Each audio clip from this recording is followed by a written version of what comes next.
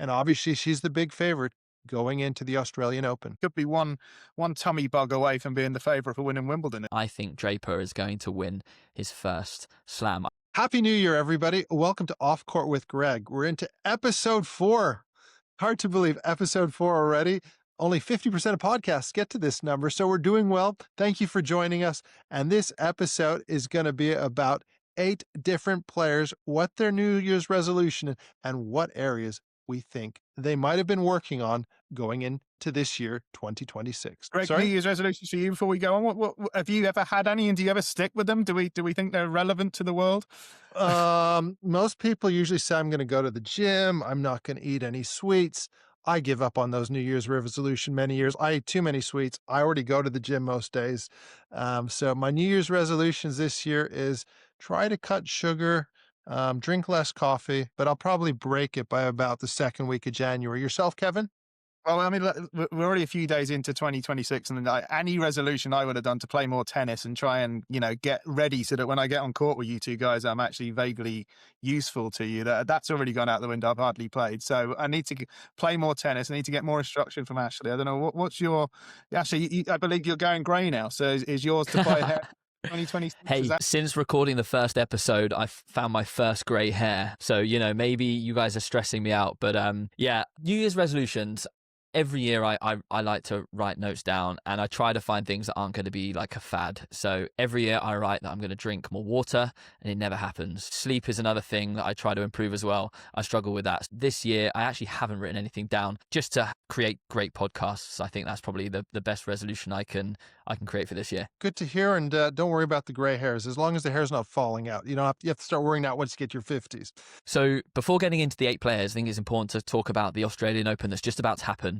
This is a really, really interesting time of year for fans of the sport to see what changes the players have made. It's a really interesting time for coaches to see if all of the work that they've put in is actually paid off. And the Australian Open in itself is an odd one because it's the first tournament of the year. Players are turning up to this tournament looking in different shape to what they were a few weeks ago. Some have bulked up, some have slimmed down. There definitely going to be some physical changes, but equally, we're going to see some different tactics being played on the court as well, and also different sponsors, different equipment. It's an exciting time of year for tennis. And I think the one thing that people don't think about when it comes to all of the tournaments throughout the year is how many ranking points are being defended. The way that the tour works and rankings work is it's a rolling 12-month thing where if you're playing in the Australian Open, you need to get to the same round that you made last year to defend your points, meaning that you don't lose any points. If you get to a final of a slam or you win a slam and you fail to do so the following year, you actually lose points and drop down the rankings. And I think this is a big thing that actually plays into the different pressures that these players face. Someone like Sinner having to defend the title, and then you've got somebody like Alcaraz who only needs to get to the quarters to match his points. I think Sinner and Alcaraz, you've got to almost take them out of the equation. The only reason Alcaraz is interesting this year is because of the split with his coach. Those guys aren't thinking about defending. They're just thinking about winning the title. That is their ultimate goal. One match at a time, one ball at a time. I've done this. I've got the t-shirt. For the other lot, they're trying to compete on the men's game to see who can break up that mix. What has Djokovic improved? Is Draper healthy? Is he ready to go? Can he bring his best tennis? That's the other stories for the players outside of that big two. In the WTA Tour, last year, 4 different winners. Madison Keys defending a major, finally winning the major down under in Australia.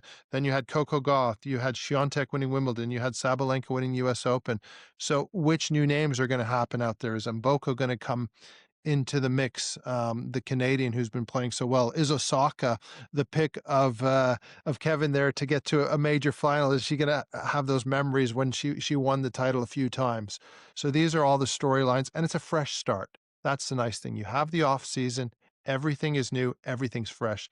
Agassi was always one of the best players down under in Australia because it was like, okay, perfect preparation. Let's go. And the best players on the planet know how to prepare perfectly to peak for the first major of the year. Greg, tell us about your experiences in Australia. I mean, it wasn't your most successful tournament, probably. What's it like playing in the heat down there, not just in Melbourne, in the warm-up events that we've got coming up? I think Novak's playing in Brisbane. What's it like playing down there? Well, you got to get there as soon as possible. I mean, I think it's very clever from Novak to get there and play Brisbane, because the fact you get 2 more weeks of preparation, you get to feel the conditions, the ball flies around a little bit more. The heat can be so different. When you play in Melbourne, one night it can be cold, one evening it can be boiling hot. So it's getting acclimatized to the temperature. The time zone as well is brutal. So the more days you arrive earlier, the better it is. From my point of view, you're right. I didn't play my best tennis there. My best year was 2001 when I beat Quertin, who was the #1 seed in the second round, 9-7 in the fifth. One of my favorite memories in a night session. And then losing in the fourth round, unfortunately, to Clement, who lost out to Andre in the finals that year. So that was my closest I ever got down under. But I never really mastered those conditions as well as I'd like. But for certain players who play aggressive baseline tennis, managing those conditions is a plus. And also, the big names always have the advantage down under because they're playing the night sessions, and the night sessions aren't in the middle of the day when it's the hottest. So they're usually a little bit more protected than the rest, and they earn the right to be protected.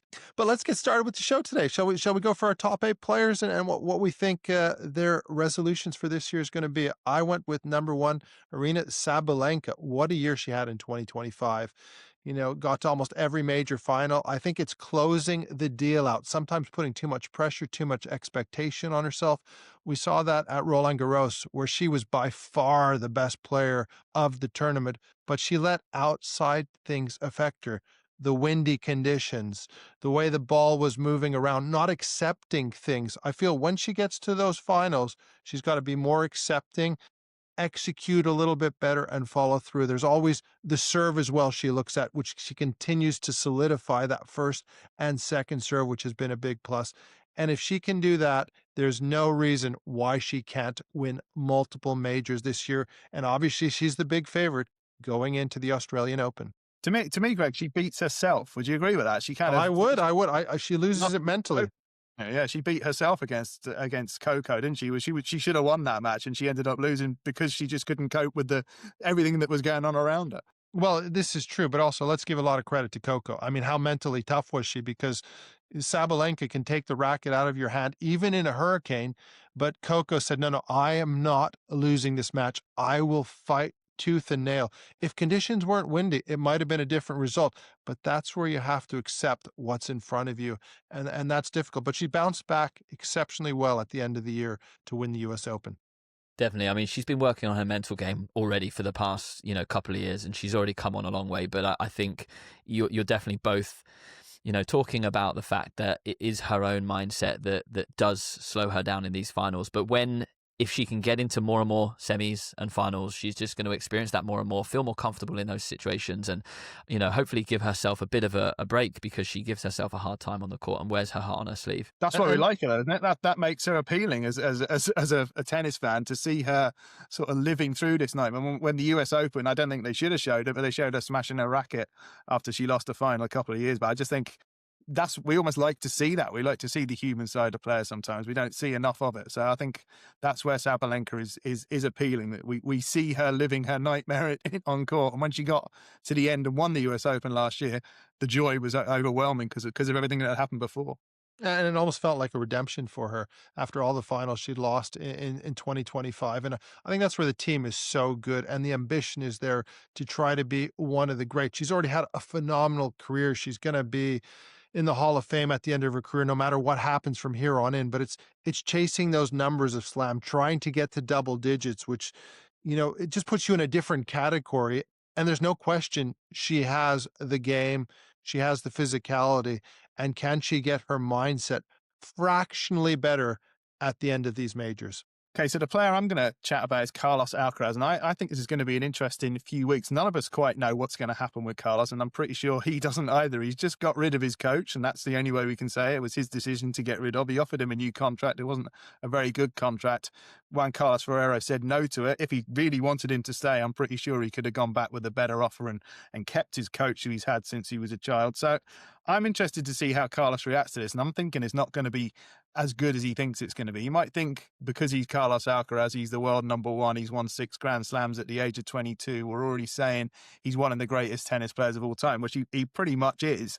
He might think he can get away with not having Juan Carlos in his corner, but I think when he gets to Melbourne, he's going to look over there. There's going to be someone else in the box. It's not going to be the guy he knows. I think it's going to have a bit of an effect on him, and I think it's going to open the door for other players to believe that he's vulnerable. So I think this is an interesting time of the year for Carlos. If he had a New Year's resolution for me, it would be to try and get Juan Carlos Ferrero back. But I don't think that's going to happen, Greg. What do you think we're gonna get? Is he gonna regret this decision? Well, we're going to find out over the next few weeks. And on top of that, you can never discount a great champion. I think with Carlos, it's the questions from us that's going to bother him the most. And also, Samuel Lopez, as you said, has only lost 2 matches and won 30 plus when they've been together. Can he transition to that stage coaching on court? And historically, this has been the worst slam for Carlos, the Australian Open. So he has something to prove. Will it actually give him more steel? Will it give him more metal? We're going to find out over the next few weeks. I'm still in between two minds, but I feel it's a huge loss to lose Juan Carlos Ferrero. He's not only a great coach, he was almost like a second father to him at times. And that causes emotional turbulence because, when you have a little bit of a doubt or when you're not playing the right way, do you have that strong person in your corner to have a word and say what is needed? We're going to find out very shortly whether it is as damaging as we all think, the split between the two. Yeah, I mean, I have no doubts that Carlos is still going to be able to find the high levels in his game. The challenge is how low are his low levels going to drop to? We can talk about the highlight reel shots that he hits. He can do those still, but can he find the consistency and the stability in his game when he's lost a little bit of that stability in his team? That's the question. But I don't think it's going to affect the top part of his game, but it might affect the bottom part of his game. Bit for me, guys, is he hasn't really had a sort of dip at any point in his career so far. He's had the odd defeat here and there, but if you look at his breakthrough when he won the US Open as a child, basically in tennis terms, he really hasn't. He's had the odd time where it's not gone quite so well. He had that really disappointing defeat against Novak at the Olympics. There's been bits and pieces where he's had disappointments along the way, but he's always bounced back quite quickly. I wonder what would happen. Let's say there's 3 months where it goes wrong for Carlos and he hasn't got Juan Carlos Ferrero there. That's the bit where I think he might look back and think, I shouldn't have made this. I should have made this work. Who knows? I mean, it's going to be an interesting Australian Open, not just for Carlos, but for everybody we're watching. But yeah, I'm going to move on to Iga Świątek now, who had a slightly mixed year in 2025. Obviously had that incredible result at Wimbledon, which was a bit of a shock, being this heavy topspin player who likes to play on the clay, going and winning on the grass in such style against Anisimova in the final was big. But she was somebody in 2025 that had a very up and down year. And I think what I expect to see her playing like in 2026 after the off season is trying to find a way to find some stability in her game. And to do that, I think 2 big things need to happen. Number 1, players are starting to pick on her forehand with pace, which is something that's slightly more difficult to do with a heavy topspin game style. I think if she could mix up the tempo of the rally sometimes, throw in a couple of slightly slower balls just to reset, I think that could help her when it comes to her ground stroke game.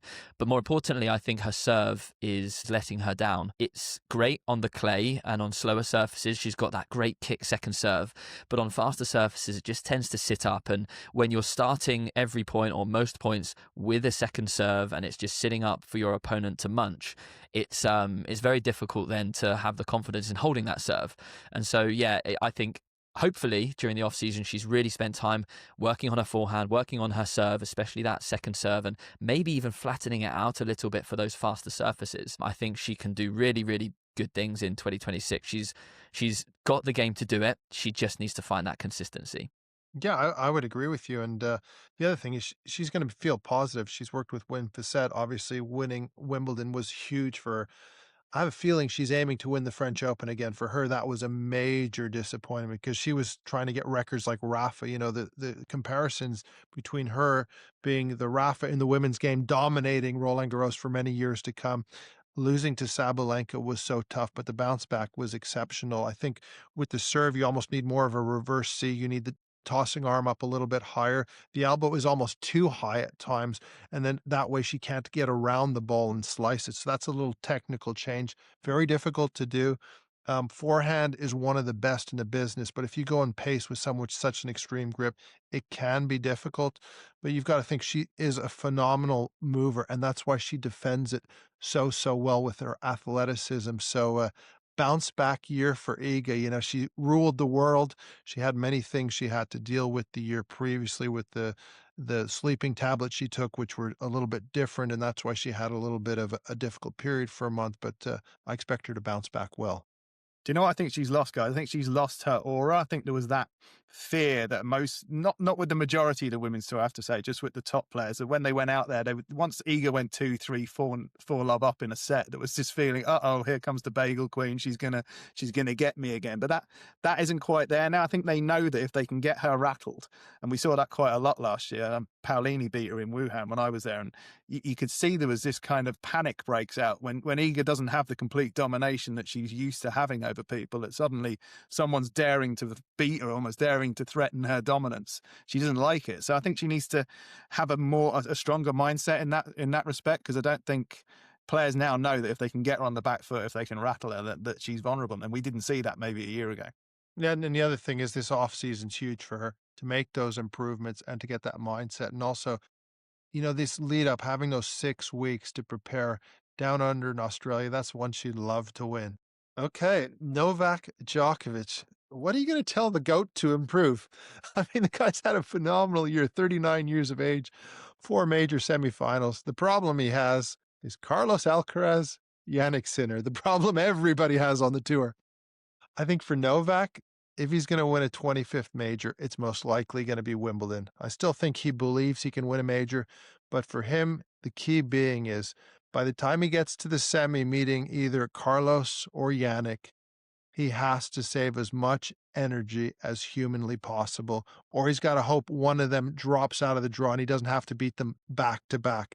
I think he can beat one of them on any given day, and that is the big question. Can you do that going from 39 to 40 years of age? Big ask, but don't ever discount a great champion. He's willing to try new things. He's willing to keep pushing. I have nothing but respect for him. The ultimate dream would be to win number 25.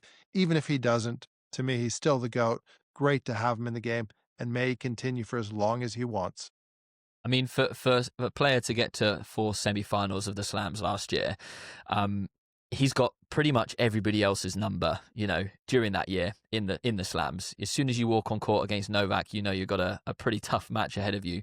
And I think, like you said, Greg, he needs to put all of his eggs into one basket and aim for Wimbledon, because I think it's going to be incredibly tough to win. I'm talking about winning a Slam here. It's going to be incredibly tough for him to win one of the other ones. And on the grass is his best chance. The tough thing now is every month or year that goes by, the athlete that he is, he's always going to get that tiny bit slower. And as soon as you're a split second off the pace on one ball in the point, you're behind. And these guys are relentless. They're not going to let him go. So hopefully he's been working on his speed again during this off season, because he always comes back super fast, super fit. He is one of the best athletes on the tour still at his age. It will just be a test to see if he can be that much quicker than those two. One of his wishes, guys, for this year might have already happened with Carlos being destabilized by the Juan Carlos Ferrero situation. So let's imagine Carlos that isn't quite as good for the first 6 months of the year. Let's say that really does have an impact on him, and he's only got to get past Sinner. He could be one tummy bug away from being the favourite for winning Wimbledon if we get to Wimbledon, and those two guys are not quite where they were. Yeah, but the other question you ask us, where's the Ben Sheltons? Is Jack Draper, ready to push forward? Greg, these are two lefties again. I spoke to you about sorry, this. I've got to stop doing that. So everybody out there, when they're playing Djokovic, most people will want to say, okay, who's the GOAT? You can argue it any which ways, but at the moment, I think it's Novak Djokovic. You're so desperate to say, I played Novak. I beat that guy. He's got 24 major, 25. So the younger guys and younger generation are so hungry. They have so much respect for him, but also he's got a big target on his back because he is a massive scalp. And how much longer is he going to play is the other question. So next one, guys, we're going to look at is Alexander Zverev. I was really fortunate to sit down with Alexander back in the summer just before Wimbledon, actually, and he was really upbeat about his Wimbledon hopes, and it really wasn't quite as it worked out because went out in the first round. But he did say some interesting things to me about Carlos and Jannik. So let's just have a quick listen to that, and then I'll come back in and have some comments afterwards. The big three are going, and when the big three go, you're thinking, this is my time now, sure, aren't you? Is it annoying that these other two guys have come in and stolen your party, so to speak? No, they have not stolen my party. I've had great matches against both of them. I had great battles. I've had a Grand Slam final with Carlos where I was 2-1 out. Definitely had chances there. I had a Grand Slam final with Jannik where he outplayed me. He was quite good at that. Yeah, but he was above everyone else the entire tournament. So that was difficult, but I still think I'm going to get my chances, and I still think that I'm going to be competitive with those guys, and I just need to be better than them on that one particular day. Interesting thoughts there from Zverev. I mean, I sort of asked whether he's annoyed that these two guys have come in and sort of taken over at the top, because for a long time it would have looked like he was the next guy after Roger, Novak and Rafa, but he hasn't quite had that chance because Sinner and Alcaraz have taken over. But he still feels he's got a chance, and with that serve, Greg, he really has got a chance if he gets everything else right. Does he need to be a little bit more proactive, maybe from the back of the court? So a lot of people feel when it's 4-all, 5-all, he doesn't quite go for it. He kind of holds back. Is that the way you see it? Well, I look at him. He's had an unbelievable career. He just hasn't won that major. As he's talked about, I was 2-1 up at the French. I had a chance to win my first major. The one in New York was the most painful, the one losing to Dominic Thiem. And he's done exceptionally well. But again, he's got to beat Alcaraz, Sinner back to back. He's got to find solutions, ways to push through. It's always second serve and forehand at the crunch time. Can he actually push through those areas? And if he's done, he's in the mix. But also, he's talked about how he's, lost a little bit of that intensity and that little bit of that drive, and he needs to get it back. But the good news for him, he's expecting his first child.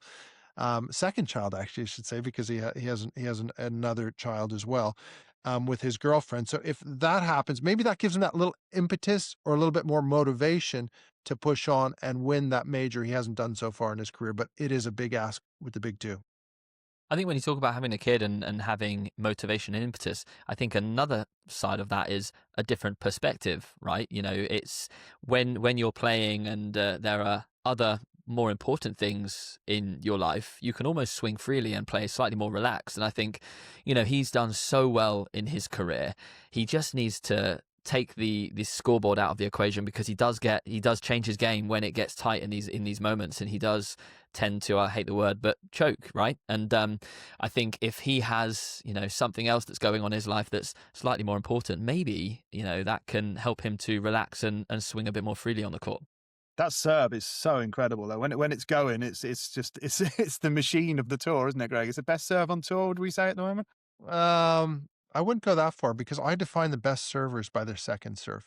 So for me, the greatest server is always Sampras. I think at a big moment, you're always going to need to hit your spots to basically line up the shot that you need. And can you defend that second serve? When we saw the French Open finals last year between Sinner and Alcaraz, some of those second serves and returns were just unbelievable. And for me, that to me is still one of the weaknesses, but I think he's improved it a lot by getting more aggressive with it. The more you go after your second serve, the more you hit it like a first serve with a little bit more rotation, usually the better it is. And once he gets in the point, I agree with you, Ashley. He's got to be more proactive and more positive at crunch time. Sinner and Alcaraz, come crunch time, what do? They go on the front foot and attack. That is the modern game now. Djokovic used to be the human wall, never miss, run things down. You can't do that in this game at the moment, the way these top two guys have taken it to the next level. And when you talk about the modern game, I mean, I picture there's a period a few years ago where Djokovic won something like 14 tiebreaks in a row, right? And his unforced error count was crazy low because he just stuck to cross court. These guys now are spanking winners down the line when they're full stretched. So, the game isn't quite as predictable as it used to be. You have to go for it. You have to play to win. You cannot be afraid of losing. And I sense that Zverev at certain moments in certain tournaments is almost afraid of losing. Well, it's also slower courts, slower conditions, so it's easier to change it up and the way the ball plays. Unless we But get it's slower because it's slower because they've planned this for Alcaraz and Sinner, as Zverev said, right? Well, I don't know. They planned it the last 2 decades to get rid of the big servers. It just so happens to be that. So unless they get the courts sped up or the ball's quicker, you really have to go for it. You can't really hold in there like you used to be able to do. It's all your fault, Greg. You big servers, you've ruined tennis, right? Well, Karlovic, me, even Isevic. There's a few other culprits as well. Felix Auger-Aliassime, what a great finish to 2025. Indoors, from the U.S. Open onwards, he was absolutely brilliant, ending in Turin. You know, great consistency. He's finally healthy. A few knee problems out there. Frederic Fontaine is the coach. Great team of people around him. Personal life's good. This is one of the guys we've been talking about for years. You know, he broke into that top 10, top 5 in the world. And then all of a sudden, you know, Tony Nadal was part of the team. And then he had a really bad year, but then broke back into where he belongs in 2025. Can he push through and push forward in 2026? He's got the physicality. Sometimes he needs to be a little bit more flexible of mind, but as an athlete, he is brilliant. He strengthened up the backhand side. Can he do it in 2026? That is the big question. Does he feel he belongs with Sinner and Alcaraz? And when he got to the Paris Open Master Series finals, he said, I remember playing video games with Jannik Sinner. I'm not that far away. He's getting within reach. How's the offseason been? Is he a better player? Is he ready to step up, down under, get to that semifinals and possibly cause an upset? You know, could he beat Alcaraz in the Australian Open? Possibly. Can he beat Sinner? I don't see anybody beating him down under, but I think he's one to look out for 2026. I mean, Felix has always been one of my favorite players to watch aesthetically, you know, the way that he plays. From a personal note, I love watching him play, and I think the fact that he's very, very happy in his personal life, you can see that on the court, and I think that's something that is underrated on the tour. You know, we always talk about what they're working on technically, tactically, but from a personal standpoint, if you are feeling great outside of the tennis court, when you get onto the tennis court, you can enjoy yourself. And I think, you know, when things aren't going quite so well, you put yourself under a lot of pressure. And I think through his career, you know, everyone had such high hopes for him early on in his very young days. He was one of those that I think, did he get to the finals of the next gen? Possibly when he was younger. But I think it really comes down to his personal life and how happy he is. And that reflects how well he did at the end of last year. Okay, so on to Coco Gauff, who another player who had a great 2025. I've got high hopes for her this coming year. She won the French Open. She won Wuhan 1000, which you were at, Kevin. You got to watch her practice, I think, and got the chance to chat with her as well. And she finished world number 3. And I think it kind of sounds similar to what I mentioned with Iga. There are 2 big parts of her game that hopefully she's spent time working on during the off-season. The biggest part being her serve. You know, throughout the year, she's had issues with her serve. I know that she tried to make some technical tweaks the day before she stepped onto court at the US Open, which was a crazy call. But I think if she can really make leaps with her serve, she's going to be one of the toughest players to beat on the tour. And when it comes to her serve, it's not that she's got a bad serve. She is a strong athlete. You know, she can hit that serve very, very well. The problem is it can be slightly fragile in certain situations, you know, whether that be, you know, wind conditions, whether that be certain moments in matches and pressure and that sort of thing. I think the ball toss height can cause problems. You know, there are some players out there that can toss the ball up to the moon and time it beautifully. I feel that if she could bring that ball toss height slightly lower, it will just help her in those different situations to adapt. I think her first serve, she needs to be more accurate with. And I think her second serve just needs to be that bit deeper. Quite often it sits in the middle of the service box for her opponent to crunch. And yes, she has incredible defensive skills, but if she had this shot where she could get a few cheap points here and there, it can really change her results. What do you guys think? Well, I agree with you. Second serve is so important. So I would say, you know, work the second serve with better accuracy. Almost have 2 second serves. She almost doesn't need a first serve at times. I feel get the percentage up. Forehand as well, I'd like to see it. When players go in with pace, she can't change direction up the line because of the extreme grip. So those are the 2 areas with Coco. But one thing that impresses me about her mentality is second to none. We saw that at Roland Garros when she won the title. And her physicality, unbelievable mover around the court. So during the off season, I really hope those two areas are cleaned up, because if she wants to be one of the greats of the game, which she has the possibilities to be, you have to keep on getting better. We see that with all the great players, whether it's Serena, who, Patrick Mouratoglou talked about the forehand, flattening it out sometimes more rotation, improving, transitioning into the net with the drive volleys at times. So you always got to evolve, and everybody knows where your strengths and weaknesses are. So you're going to get played into those scenarios. And if she cleans up those areas, I mean, the world's her oyster. And then she's challenging for #1 and winning majors. Definitely. I spoke to a guy down in Wuhan, and again, she's won the media player of the year, if you like, the player who helps the media the most, who's most sort of gives up her time the most. And she was amazing to chat to down in Wuhan. I had a chance. We went to a day where she was dancing with robots. It was one of these ACES events where she had to kind of do something for the sponsors, but she was there dancing with robots.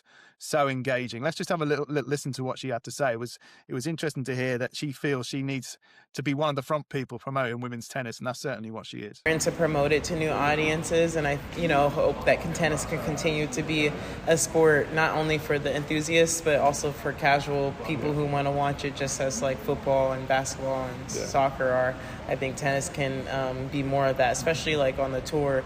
I think we don't get as many casual fans watching like tour events, so I would like to get to that point where casual fans are watching tour events. Kids seeing that would be engaged by probably. I hope so. I don't know about my dance moves. I don't think I invited too many people to watch, but I try. Sabalenka's almost turned herself into the TikTok queen. Yeah, she has. Yeah. Is that something you would embrace down the road? I mean, a lot of people do love my TikToks. That was like the most complimented thing I got in Beijing, was people telling me to post more TikToks. So I haven't posted in a while, so I'll try to do more of that. Right, the last player we're going to chat about is Jasmine Paolini. I was down in Wuhan, and to get the chance to sit down with Jasmine was fantastic, because sometimes you see players on TV and you think, are they that joyous and happy off the court? But she certainly seemed to be, and we'll just have a little listen to what she had to say. I asked her about whether or not playing Świątek and playing Sabalenka is intimidating in a way, because she's so much smaller than them, and she was very jovial in her response. Let's have a little listen to what she had to say.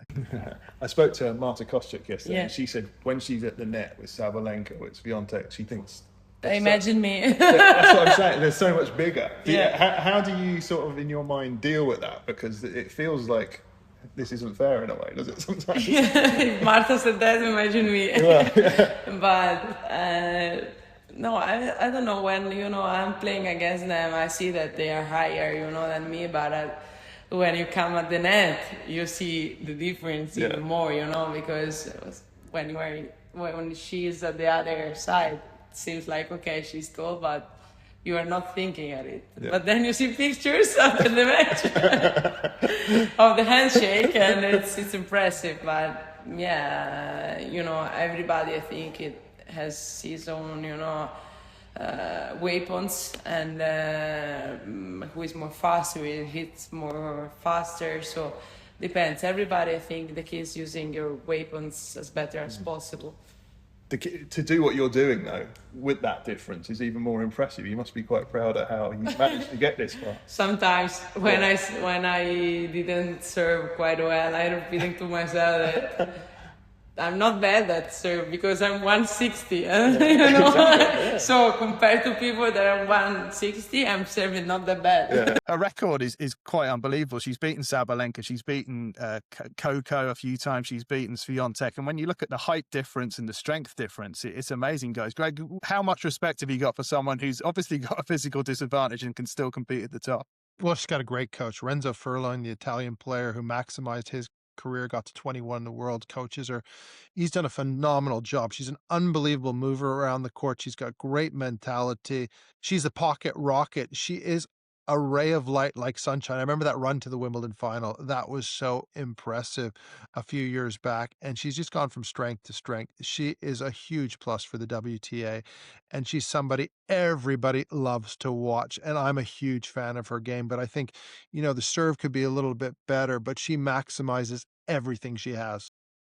Totally. And you said it, Greg, her movement is one of the best on the tour.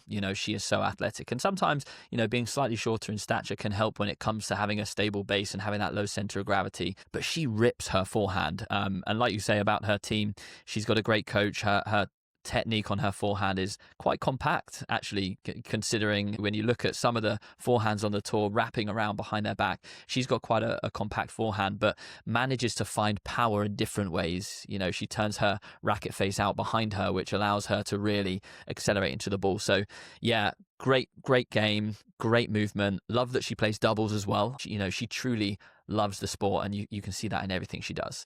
You mentioned that, actually, the way she turns that racket around. She said to me in that interview that Jannik Sinner told her something she wasn't doing, right? And I thought, she wouldn't say what that was. She said, I can't tell you because people will find out, she was saying. So she didn't want to tell me what it was, but I wonder whether it is, because she does a bit Sinner-esque. Yeah. It could be that. I think he probably wasn't doing that sort of odd flip. I mean, you guys are a little bit better at tennis than me, but I've tried to do that, and it almost feels like your arm's going to fall off when you try and hit that. It's not something I'd recommend for most people, but it just increases the distance that your racket head has to move. And because she's got that compact swing, it almost allows her racket head to travel over a bigger distance over a short amount of time, and in turn equals power. And when she's got that physical disadvantage, she needs to find other ways maybe, and that could be one of the little ways she's found. So very interesting to chat to her about that, and I'm pretty sure, even though she wouldn't admit it, I'm pretty sure that Jannik Sinner gave her that tip. Definitely. Well, we want to conclude the show with some predictions for this year. So should we start with you, Greg? Have you got any big predictions for this year? My big prediction for 2026 is that Juan Carlos Ferrero and Carlos Alcaraz will work together again. Why do you break up such a great partnership in 2025 after all the success they've had? I think they're going to put their differences behind them, and possibly midway through the year, or near the end of the season, this partnership is going to reemerge because Carlos will need the help from Juan Carlos Ferrero. Hopefully it comes true. Who knows? But that is my big prediction. What's yours, Ashley? Thanks, Greg. So my big prediction is that the 4 ATP slams are going to be shared between Carlos and Jannik. I'm not going to say which ones, but my prediction is ahead to 2027. I think Draper is going to win his first slam. I'd like to see him do it this year, but I just think he needs that little bit more time after his injury timeout to find his game again. But he's the next contender. So alongside my prediction of Carlos and Jannik taking the 4 men's slams, I think in the women's tour, we're going to see a big rivalry. And I know Greg has been really, really keen to see more of a rivalry on the women's tour. But I think Iga, Coco, Rybakina and Sabalenka are going to be the 4 big rivals. Whether they all take a slam each, who knows? But yeah, they're my big 4 in the WTA tour. Yeah, I think that's a great call. I still think it's going to be dominance of Sinner, Alcaraz. I wonder if somebody's going to surprise us on the tour, but 2026 looks like another incredible year, and we're so lucky where this sport is at the moment. I mean, from generation to generation, it gets better, and I think the match of the year last year and the tournament of the year was Roland Garros in the men's as well as in the ladies. What is going to be the tournament of the year come 2026? Will it be Wimbledon? Will it be in Paris again? Will it be the Australian Open? I cannot wait to see this year, and so many great storylines. And my big prediction for 2026 was actually in episode 3 of Off Court with Greg, when I said that I thought Jannik Sinner would win all 4 Grand Slams, which is pretty similar to what Ashley has said, but he's thinking that Carlos might get into the mix. Alcaraz will pick up maybe 1 or 2 along the way. I think Sinner could be unbeatable in 2026. Whether that's good for the sport, I'm not sure. He's not unpopular, I wouldn't say that, but a lot of people find him a little bit hard to really get into Jannik Sinner. Maybe we'll see a little bit of a different side to him this year. He's a little bit robotic, a little bit sort of serious, not quite as engaging as Carlos. But if he wins all 4 slams, he'll be in a league of his own. That's something the big 3 never did. So let's see if he can do it. Absolutely. I think we're going to see a bit more of Jannik, actually, from his personality. You started to see it when he was warming up before. I think it was the US Open, and you saw footage of him warming up and Alcaraz warming up. And normally you see Alcaraz messing around with his team and Sinner in the zone. But actually it was different this year. It was flipped round, and Jannik was playing tag and playing football with his team. So hopefully we see a bit more of that, because I think it would be nice for him and for tennis for them to see what he's really like off court, because he is a funny guy. Actually, he's already said that you're more famous than him, so we can almost play that clip pin, couldn't we? If you haven't seen that, guys, go and have a look at Ashley's Instagram when Jannik tells him he's more famous than he is. So I think that's claim to fame, isn't it? It's definitely my claim to fame. It's pinned on my Instagram feed. Yeah, heroic. Thank you for joining us on Off Court with Greg. Can't wait for 2026. We're going to be on every Monday.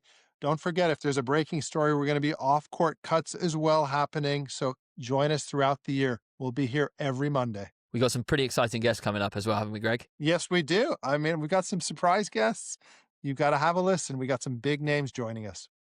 Happy New Year, folks. Happy New Year.